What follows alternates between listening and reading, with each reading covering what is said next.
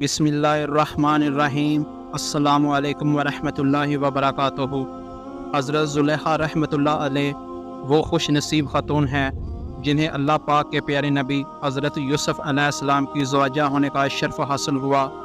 آپ کا نام راحیل ہے، مگر عوام میں آپ اپنے لقب زلیخا سے زیادہ مشہور ہیں۔ حضرت زلیخا رحمۃ اللہ علیہ ایک مغربی بادشاہ تموز کی انتہائی خوبصورت شہزادی تھی۔ 9 برس کی عمر میں آپ نے خواب میں پہلی بار حضرت یوسف علیہ السلام کا دیدار کیا تو اسی وقت ان کی دیوانی ہو گئی۔ پھر دوسرے سال خواب دیکھا تو حالت مزید خراب ہو گئی،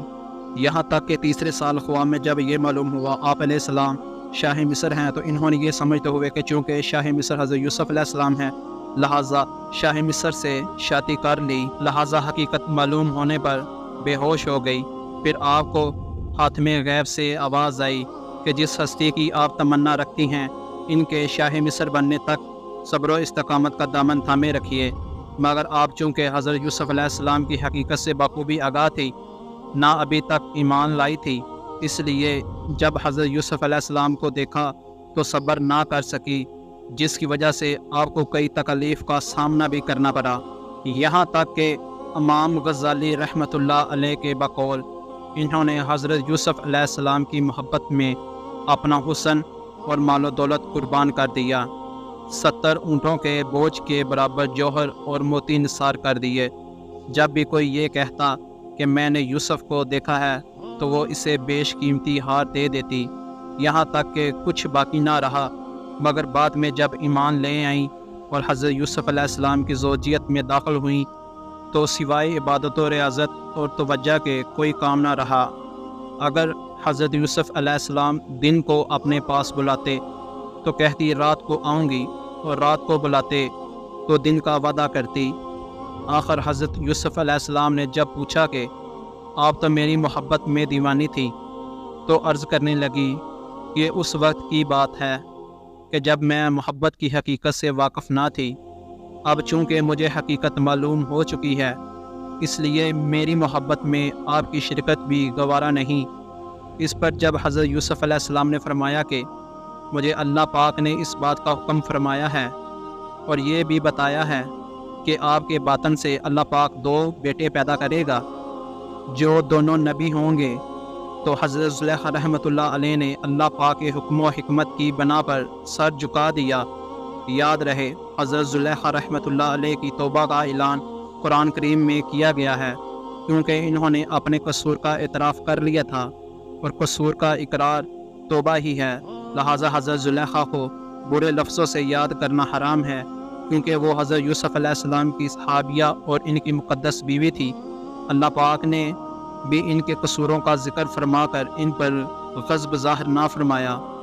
کیونکہ وہ توبہ کر چکی تھی، اور توبہ کرنے والا گناہ گار بالکل بے گناہ کی طرح ہوتا ہے۔ حضرت یوسف علیہ السلام سے حضرت زلیخا رحمۃ اللہ علیہ کی شادی کا واقعہ بھی بڑا عجیب ہے، جیسا کہ دین و دنیا کی انوکھی باتیں نامی کتابوں میں ہیں کہ عزیز مصر کی موت کے بعد چونکہ حضرت زلیخا تنگ و دست محتاج ہو چکی تھی اور آنکھوں کی بینائی بھی چلی گئی تھی، تو کسی نے انہیں مشورہ دیا کہ اگر آپ حضرت یوسف علیہ السلام جو کہ اب شاہ مصر بھی ہیں سے اپنا معاملہ ذکر کریں تو ہو سکتا ہے کہ وہ آپ پر رحم کرے اور آپ کی مدد فرما کر آپ کو غنی کر دیں، کیونکہ آپ نے بھی ان کا خیال رکھا تھا اور ان کو عزت دی تھی۔ اس پر جب کسی نے انہیں یہ کہا ایسا نہ کیجیے گا، ہو سکتا ہے کہ ان کو آپ کا وہ سلوک یاد آ جائے جب آپ نے ان پر الزام لگایا تو انہیں کافی تکلیف کا سامنا کرنا پڑا تھا، اور وہ بھی آپ کے ساتھ ویسے ہی کریں جیسا آپ کی وجہ سے ان کے ساتھ ہوا۔ تو فرمانے لگی میں ان کی بردباری اور کرم نوازی کو جانتی ہوں، چنانچہ آپ حضرت یوسف علیہ السلام کی گزرگاہ میں ایک ٹیلے پر بیٹھ کر ان کا انتظار کرنے لگی۔ جب آپ قوم کے تقریباً 1 لاکھ معزز لوگوں اور وزیروں مشیروں کے ساتھ نکلے اور بی بی زلیخا نے حضرت یوسف علیہ السلام کی خوشبو محسوس کی تو آپ کھڑی ہوئی اور آواز دی باقی ہے اس کے لیے جس نے معصیت کے سبب بادشاہ کو غلام اور عطائت کے سبب غلام کو بادشاہ بنا دیا۔ آپ نے پوچھا تم کون ہو؟ عرض کی میں وہی ہوں جو آپ کی خدمت خود کرتی تھی آپ کے بالوں میں اپنے ہاتھوں سے کنگھی کرتی تھی، آپ کے رہنے کی جگہ کی خود صفائی کرتی تھی۔ مجھے میرے کیے کی سزا مل چکی،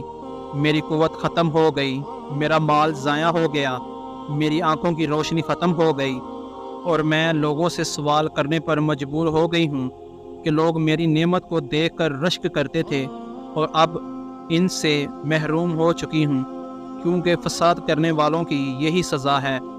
یہ سن کر حضرت یوسف علیہ السلام بہت زیادہ روئے، اور حضرت زلیخا سے فرمایا، کیا تیرے دل میں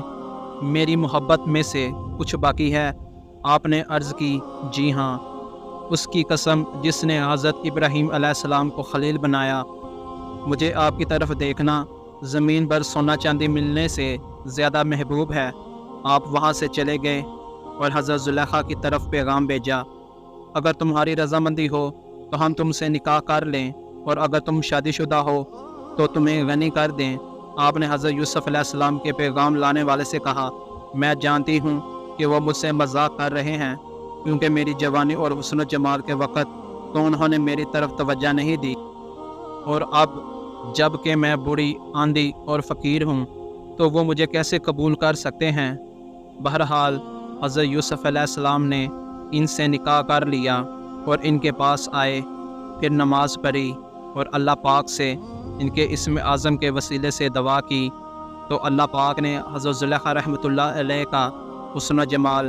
بصیرت اور جوانی لوٹا دی۔ نکاح کے وقت آپ باکرہ تھی، اور آپ سے افراسیم بن یوسف اور منشا بن یوسف پیدا ہوئے۔ حضرت یوسف علیہ السلام اور حضرت زلیخا رحمۃ اللہ علیہ نے اسلام میں بڑی خوشگوار زندگی گزاری، حتیٰ کہ موت نے آپ دونوں کے درمیان جدائی ڈالی۔